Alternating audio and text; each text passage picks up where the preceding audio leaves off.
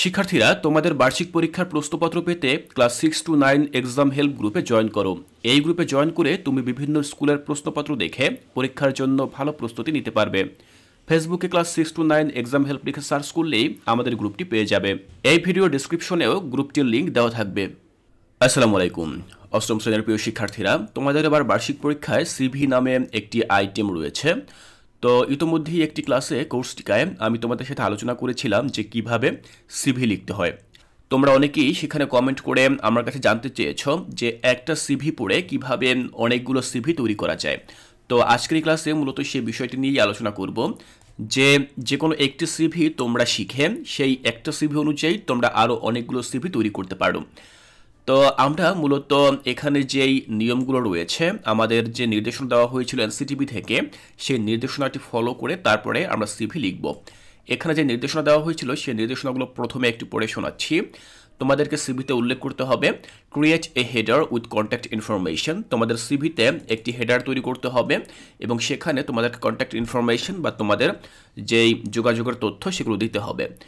Include career objectives, তোমার ক্যারিয়ারের objective বা জীবনের যে লক্ষ্য সেটি তোমাকে উল্লেখ করতে হবে। প্রোভাইড এডুকেশনাল ডিটেলস, তোমার শিক্ষাগত তথ্য সেখানে দিতে হবে। এরপরে রয়েছে প্রোভাইড ইউর রিলেভেন্ট স্কিলস, তোমার প্রাসঙ্গিক যে দক্ষতা রয়েছে, অর্থাৎ যেই পদের জন্য তুমি আবেদন করতে যাচ্ছ সেই পদের জন্য তোমার প্রাসঙ্গিক যে দক্ষতা বা রিলেভেন্ট স্কিলস সেটি তোমাকে উল্লেখ করতে হবে। Describe your personal information and personal attributes, তোমার ব্যক্তিগত যে সকল তথ্যগুলো রয়েছে সেগুলো তোমাকে উল্লেখ করতে হবে। এবং গিভ টু রেফারেন্সেস, এবং তোমাকে দুইটি রেফারেন্স বা দুজন ব্যক্তির সুপারিশ সেখানে উল্লেখ করতে হবে। তো এই সকল নিয়মগুলো বা এই সকল পয়েন্টগুলো মেনে তারপরে আমরা একটি সিভি লিখব এবং ওই একটি সিভির মাধ্যমে আমরা আরও অনেকগুলো সিভি লেখার চেষ্টা করব। তাহলে চলো দেখে নিচ্ছি কিভাবে আমরা এই কাজটি করতে পারি।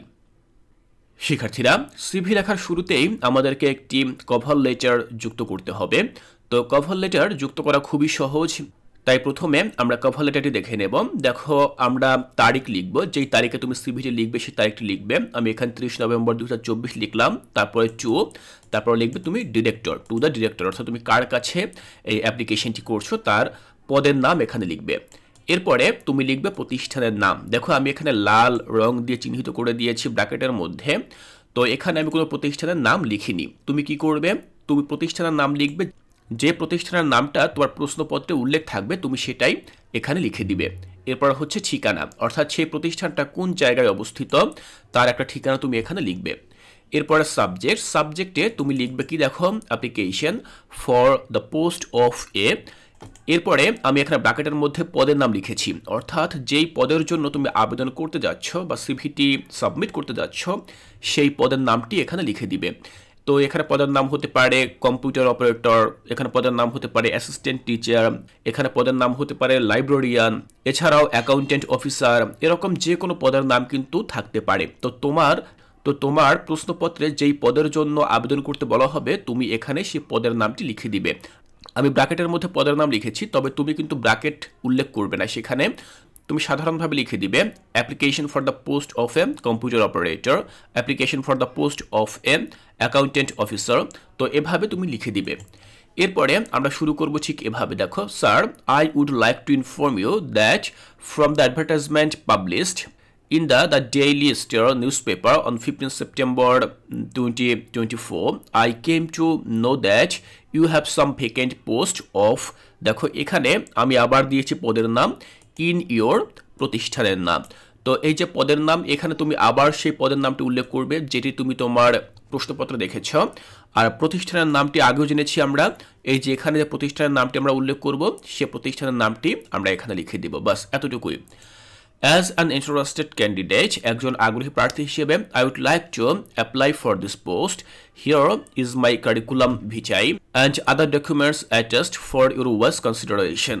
তো আমরা ঠিক এভাবে আমাদের কভার লেটারটি লিখব এবং যেই সকল জায়গায় আমরা এই যে লাল দাগ দেখতে পাচ্ছি এই সকল তথ্যগুলোই শুধুমাত্র পরিবর্তন হবে, বাকি কোনো তথ্য কিন্তু পরিবর্তন হবে না। যদি তোমরা একটা সিভি শিখে অনেকগুলো সিভি লিখতে চাও, তোমরা শুধুমাত্র এই সকল তথ্যগুলো পরিবর্তন করবে এবং সেই সকল তথ্যগুলো তোমরা তোমাদের প্রশ্নপত্রে যে সকল তথ্য ব্যবহার করতে বলা হবে সেই সকল তথ্য দেখে এখানে উল্লেখ করে দিবে, তাহলে কিন্তু আর কোনো সমস্যা হবে না। বাকি সব কিছু সেম থাকবে। এবং সবশেষে আমরা কি করব, এখানে এভাবে শেষ করব যে সিনসিয়ারলি ইয়োর্স বেলাল হোসেন আমি দিলাম, তুমি তোমার নিজের নাম দিবে। তো বাকি সব কিছু ঠিক থাকবে। ঠিক এভাবে আমরা একটি কভার লেটার লিখতে পারি। আমরা দেখে নিলাম যে একটি কভার লেটার দিয়ে কিভাবে অনেকগুলো কভার লেটার লিখতে হয়। এবার আমরা চলে যাব মেইন অংশে, যেটি হচ্ছে আমাদের সিভি অংশ। তো সিভি অংশ আমরা এখানে ঠিক এভাবে লিখব। আমাদেরকে প্রথমে বলা হয়েছিল যে একটা হেডার ক্রিয়েট করতে হবে।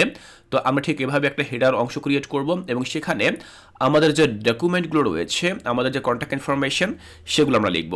প্রথমে আমরা লিখব সিভি অফ বেলাল হোসাইন। আমি এখানে আমার নাম লিখেছি, তুমি তোমার নাম লিখবে। এরপরে অ্যাড্রেস, তুমি তোমার অ্যাড্রেসটি এখানে দিয়ে দিবে। দেখো আমি এখানে লাল দাগ দিয়ে কিন্তু লিখে দিয়েছি। এরপর কন্ট্যাক্ট নাম্বার, তুমি তোমার মোবাইল নাম্বার দিয়ে দিবে। ইমেল অ্যাড্রেস আমি আমারটা দিয়েছি, তুমি তোমারটা দিবে। তো এইভাবেই মূলত আমরা হেডার অংশ ক্রিয়েট করতে পারি। এরপরে বলা হয়েছে ক্যারিয়ার অবজেক্টিভ, তোমার জীবনের লক্ষ্য কী। তো আমি আমার জীবনের লক্ষ্যটা এখানে খুবই সংক্ষিপ্ত আকারে লিখেছি, তোমরাও ঠিক এটাই লিখে দিতে পারো। কারণ এখানে আমি যে ক্যারিয়ার অবজেক্টিভটি লিখেছি এটা কিন্তু একজন ব্যক্তির জন্য পজিটিভ বা ইতিবাচক একটি জীবনের লক্ষ্য।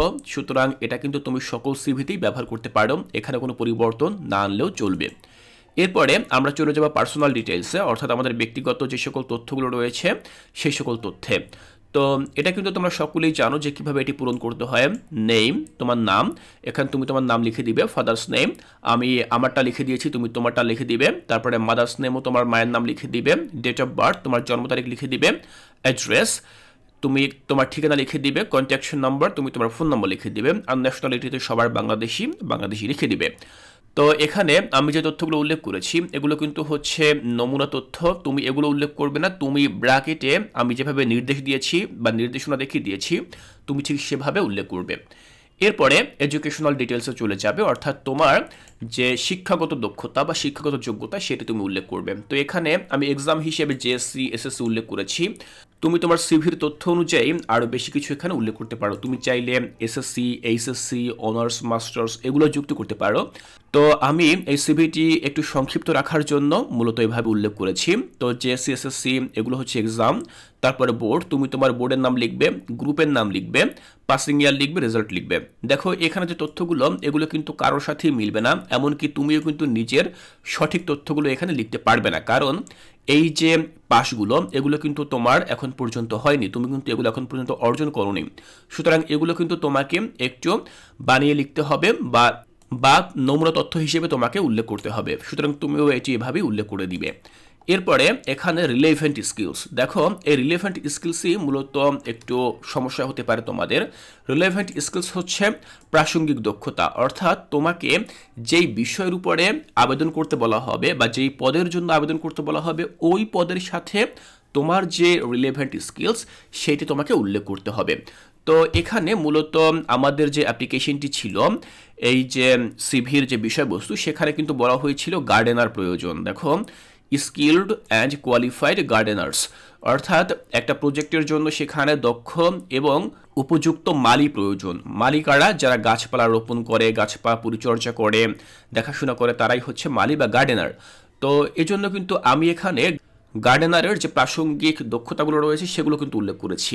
তবে পরীক্ষায় যে গার্ডেনারই আসবে বিষয়টা এমন না, পরীক্ষায় কিন্তু অন্য কিছু আসতে পারে। যেমনটি আমি এর আগে কভার লেটারের সময় বুঝিয়েছিলাম, সেখানে অ্যাকাউন্টেন্ট অফিসার আসতে পারে, কম্পিউটার অপারেটর আসতে পারে, লাইব্রেরিয়ান আসতে পারে, অথবা অন্য যে কোনো পদের বিষয় সেখানে উল্লেখ করা থাকতে পারে। তো তোমাকে কিন্তু সেই পদের উপর ডিপেন্ড করেই এখানে রিলেভেন্ট স্কিল বা প্রাসঙ্গিক যোগ্যতা বা দক্ষতা উল্লেখ করতে হবে। এরপরে রেফারেন্সেস, তো রেফারেন্সে এখানে তুমি এই সেম জিনিসটা লিখে দিতে পারো বা তুমি তোমার পছন্দ মতো দুজন ব্যক্তির নাম লিখে দিতে পারো, এটাও কিন্তু নমুনা তথ্য। সবশেষে তুমি এভাবে শেষ করবে ইউর সিনসিয়ারলি, তারপরে বেলাল হোসাইন তোমার নাম লিখবে, তারিখ লিখবে। তো ঠিক এভাবে আমরা একটি সিভি শেষ করলাম। তোমরা দেখলে যে কিভাবে একটি সিভি ব্যবহার করে অনেকগুলো সিভি লেখা যায়। শিক্ষার্থীরা তোমরা যারা হাতে সময় পাওনি, অর্থাৎ তোমাদের হাতে যথেষ্ট পরিমাণে সময় নেই যাদের, তারা কিন্তু এই সিভিটি ফলো করতে পারো। এই সিভিটি ফলো করলে কিন্তু তোমরা একটি সিভির মাধ্যমে অনেকগুলো সিভি লিখতে পারবে। শিক্ষার্থীরা তোমাদের বার্ষিক পরীক্ষা অনেক অনেক ভালো হবে, সেই শুভকামনা জানিয়ে আজকের এই ক্লাসটি এখানেই শেষ করছি।